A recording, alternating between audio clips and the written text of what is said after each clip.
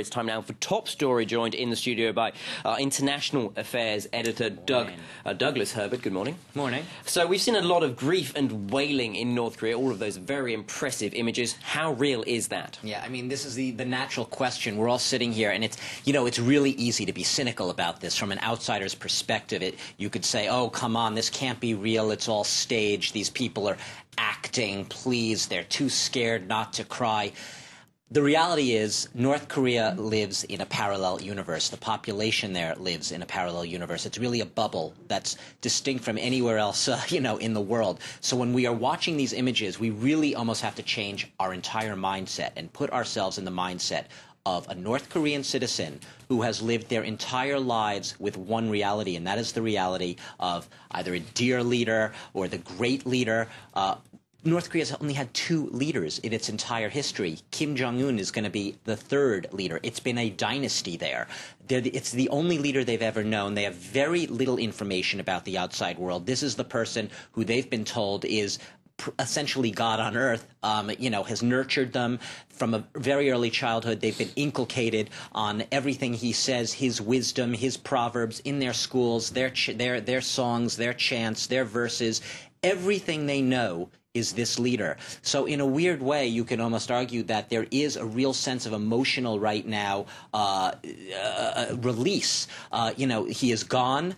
There's a sense, what now? We pose the question in an academic way, what next for North Korea? For these people, it is literally a sense of who they are, their identity, their life. When they ask, what now, what next? They need to be reassured, and they also need to go through this process of mourning. Perhaps that does well explain, indeed, those excessive demonstrations of grief. Now, we've seen this is the second time power has been passed from father to son in North Korea.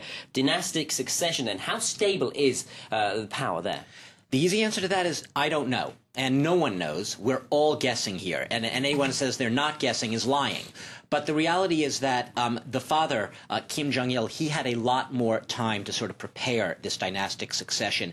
By the time his father, the founder of North Korea, Kim Il-sung, had died in 1994, Kim Jong-il had already really established and entrenched himself in the popular imagination as the next real ruler of the country. And even then, it took Kim Jong-il 3 years. It wasn't really until 1997 that he got all the titles he needed to really consolidate his control. That said, we've only seen Kim Jong-un, the new leader of the land, really only in the past year start to accumulate all those titles. He was promoted last year to a 4-star general. Then he got the title of vice president of the big military commission, the National Defense Commission.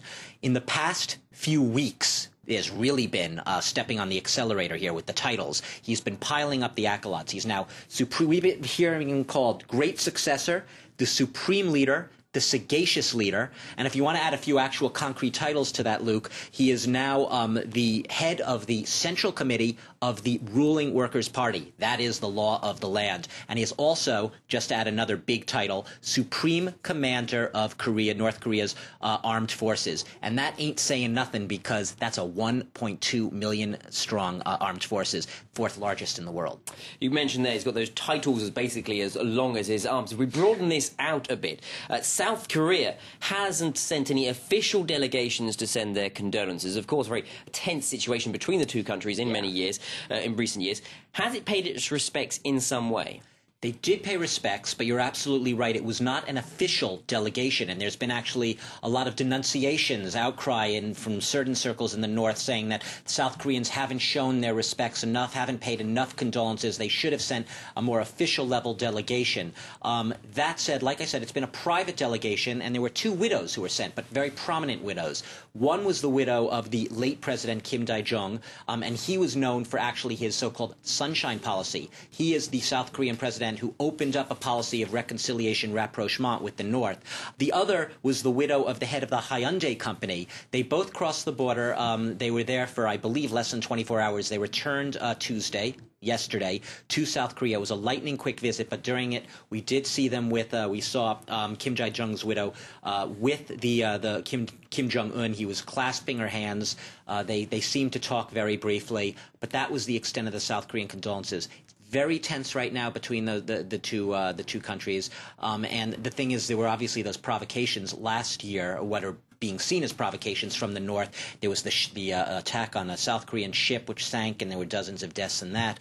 And then there was that, you'll remember late last year, was the island shelled right near the border. There was a military outpost that was shelled, and North Korea was sort of targeted in that as well. So lots of tension. They're trying to pay respects, but not on an official level. You mentioned that tension. You also mentioned earlier the scale of the standing army in North Korea. We also know they've been testing nuclear weapons. How worried should the rest of the world be?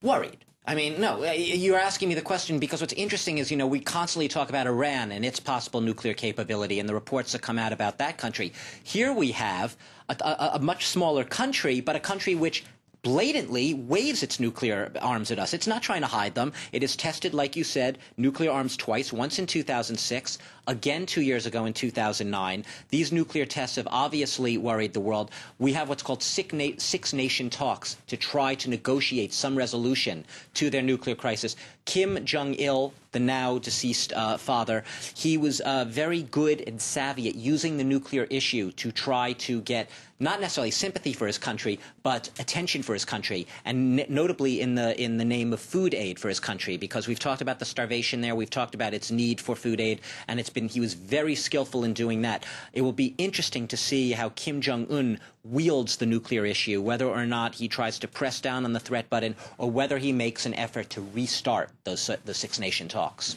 Douglas Herbert, thank you very much for all that in-depth analysis of that ongoing story.